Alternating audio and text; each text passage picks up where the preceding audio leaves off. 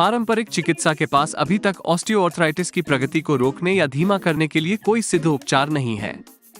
पोषक तत्वों की खुराक ग्लूकोसामाइन और चोंड्रोइटिन सल्फेट ऑस्टियोआर्थराइटिस के दर्द से पीड़ित कुछ रोगियों के लिए उपचार के विकल्प के रूप में उभरे हैं। शायद ग्लूकोसामाइन और चोंड्रोइटिन सल्फेट की खुराक का सबसे महत्वपूर्ण पहलू यह है कि उन्हें संयुक्त उपास्थि के पतन को धीमा करने या रोकने में मदद करने के लिए माना जाता है, जो ऑस्टियोआर्थराइटिस दर्द का अंतर्निहित कारण है। ग्लूकोसामाइन और चोंड्रोइटिन सल्फेट आहार अनुपूरक भी मौजूदा जोड़ों के दर्द को कम करने में मदद कर सकते हैं।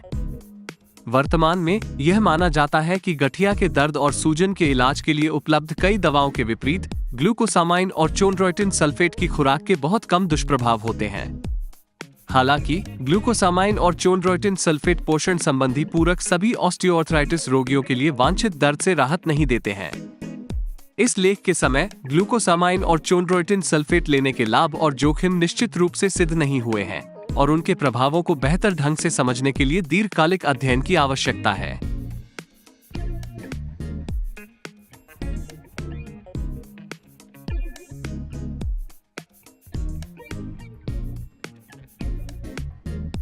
ऑस्टियोआर्थराइटिस तब होता है जब जोड़ों के सिरों पर उपास्थि घिस जाती है और उजागर हड्डियां आपस में रगड़ने लगती हैं। यह अपक्षयी प्रक्रिया जोड़ों में अत्यधिक घर्षण का कारण बनती है, जिससे गति में कमी, कठोरता और जोड़ों में दर्द होता है। ऑस्टियोआर्थराइटिस मध्यम आयु वर्ग और वृद्ध व्यक्तियों में अधिक आम है। लक्षण पीठ, गर्दन, हाथ, कूल्हों, घुटनों और पैरों में हल्के से लेकर बहुत गंभीर दर्द तक हो सकते हैं। जब अपक्षयी ऑस्टियोआर्थराइटिस पीठ में होता है तो इसे आमतौर पर फेसेट जॉइंट ऑस्टियोआर्थराइटिस कहा जाता है, क्योंकि यह रीढ़ में फेसेट जोड़ों को प्रभावित करता है।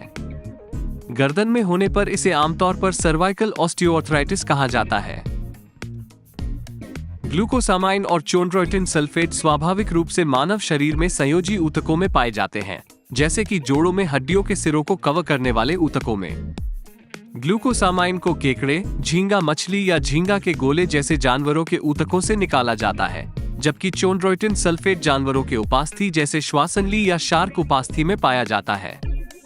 इन्हें आमतौर पर आहार अनुपूरक के रूप में लिया जाता है, जिन्हें पोषण संबंधी अनुपूरक भी कहा जाता है।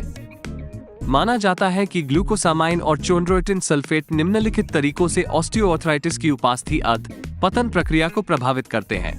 ऐसा माना जाता है कि ग्लूकोसामाइन सल्फेट उपास्थि के निर्माण और मरम्मत में मदद करता है।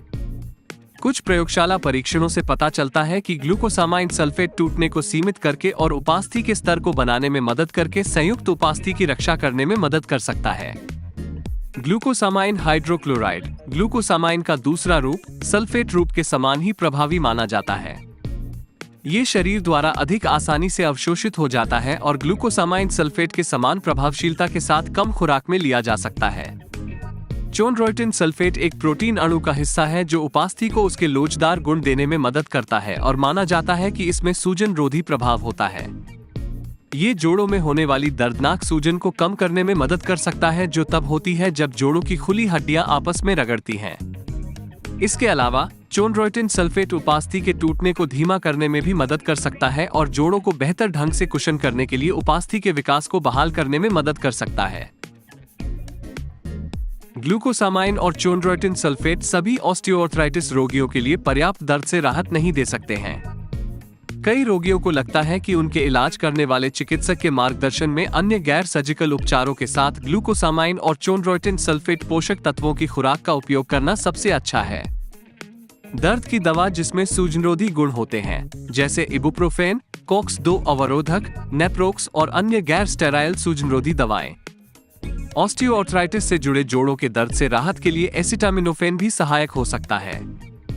ग्लूकोसामाइन और चोंड्रोइटिन सल्फेट पोषक तत्वों की खुराक लेने से कुछ रोगियों की सूजन रोधी या दर्द निवारक दवाओं की आवश्यकता कम हो सकती है, जबकि अन्य लोग दर्द से राहत के लिए अन्य दवाएं लेना जारी रख सकते हैं।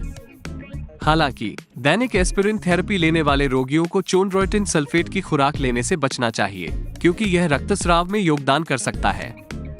हल्के स्ट्रेचिंग व्यायाम लचीलेपन और गति की सीमा को बनाए रखने के साथ साथ मांसपेशियों और जोड़ों में कठोरता को कम करने में मदद कर सकते हैं। हल्की शारीरिक गतिविधि में शामिल होने से ऑस्टियोआर्थराइटिस के दर्द से राहत मिलने के बाद भी पीठ के समग्र स्वास्थ्य को बनाए रखने में मदद मिल सकती है। जल चिकित्सा या पूल में किए जाने वाले विशिष्ट व्यायाम गंभीर ऑस्टियोआर्थराइटिस दर्द वाले रोगियों की मदद कर सकते हैं। पूल थेरेपी जोड़ों को पानी से मुक्त करने की अनुमति देती है, जो अन्य प्रकार के व्यायाम की तुलना में कम दर्दनाक हो सकती है।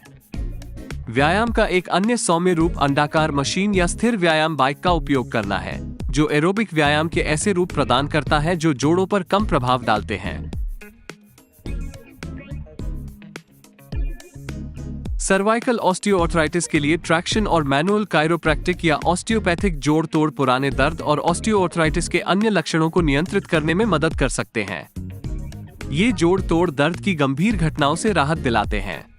कर्षण पर विचार करने वाले मरीजों को कर्षण उपकरणों का सही और सुरक्षित उपयोग सुनिश्चित करने के लिए हमेशा एक चिकित्सक के साथ काम करना चाहिए, क्योंकि कर्षण का अनुचित अनुप्रयोग हानिकारक हो सकता है। अतिरिक्त गैर चिकित्सीय दृष्टिकोण है एक्यूपंक्चर, योग या ताई ची, उपकरण सहायता प्राप्त नर्म ऊतक तकनीक जैसे सक्रिय रिलीज तकनीक, ग्रेस्टन तकनीक, मांसपेशी ऊर्जा तकनीक, प्रोप्रियोसेप्टिव न्यूरोमस्कुलर पुनर्वास, निम्मो विधि, मालिश और अन्य। ये दृष्टिकोण कुछ रोगियों के लिए प्रभावी भी हो सकते हैं। कभी कभी जोड़ों पर तनाव कम करने के लिए कुछ रोगियों को आराम या वजन घटाने की सलाह दी जा सकती है। कुछ रोगियों को व्यायाम शुरू करने से पहले जोड़ों की सूजन को कम करने के लिए थोड़े समय के आराम और दवा की भी आवश्यकता हो सकती है। उपचार का उचित तरीका प्रत्येक रोगी के लिए अलग अलग होगा और इसकी निगरानी एक स्वास्थ्य पेशेवर द्वारा की जानी चाहिए।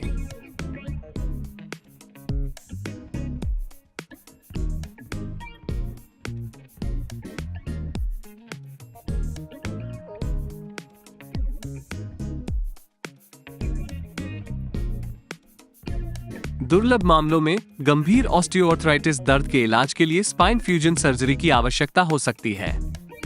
हालांकि फ्यूजन सर्जरी आमतौर पर इष्टतम नहीं है, क्योंकि ऑस्टियोआर्थराइटिस आमतौर पर कई कशेरुक स्तरों को प्रभावित करता है और बहुस्तरीय फ्यूजन आमतौर पर उचित नहीं है।